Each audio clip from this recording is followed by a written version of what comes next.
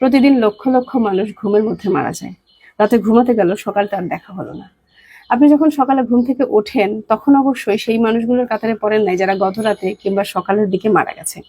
সুতরাং সকালে ঘুম থেকে উঠে সুন্দর একটা নিঃশ্বাস নেন, ঈশ্বরকে স্মরণ করেন, মনে মনে কৃতজ্ঞ থাকুন, সৃষ্টিকর্তাকে কৃতজ্ঞতা জানান যে আপনি বেঁচে আছেন, আপনি সুস্থ আছেন।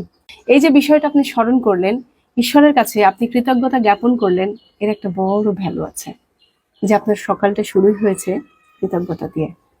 পৃথিবীতে যে মানুষ, যে প্রাণী, যে কোনো কিছুর জন্য আপনি ভালো থাকছেন, সুন্দর থাকছেন, সেই জিনিসের প্রতি যখন আপনি কৃতজ্ঞতা প্রকাশ করবেন, এই কৃতজ্ঞতাই আপনাকে আস্তে আস্তে একজন অপ্রতিরোধ্য মানুষ হিসেবে পরিণত করবে। আপনি একজন পাওয়ারফুল মানুষ হয়ে উঠবেন। তখন আপনার মনে হবে যে আপনার জীবন অনেক সুন্দর, আপনার জীবনযাপনের স্টাইল অনেক সুন্দর। তখন আপনি প্রকৃত অর্থে একজন সুখী এবং সম্পদশালী ব্যক্তি হবেন। কারণ পৃথিবীর সবকিছু যে আপনার সাথে আছে, যে জিনিসগুলো আপনাকে ভালো রাখছে, সেইটা সম্পর্কে আপনার ভেতরে একটা পজিটিভ ধারণা তৈরি হবে এবং এই পজিটিভিটি ইমপ্রুভস ইউর লাইফ। তাই বলবো, পৃথিবীতে সকল জিনিসের প্রতি পজিটিভ ধারণা আনার জন্য আপনাকে সকালে ঘুম থেকে উঠেই সৃষ্টিকর্তাকে স্মরণ করতে হবে, তার প্রতি কৃতজ্ঞতা প্রকাশ করতে হবে। আর এভাবেই ধীরে ধীরে আপনি আপনার নিজেকে আরো বেটার মানুষে পরিণত করতে পারবেন। ভালো থাকবেন।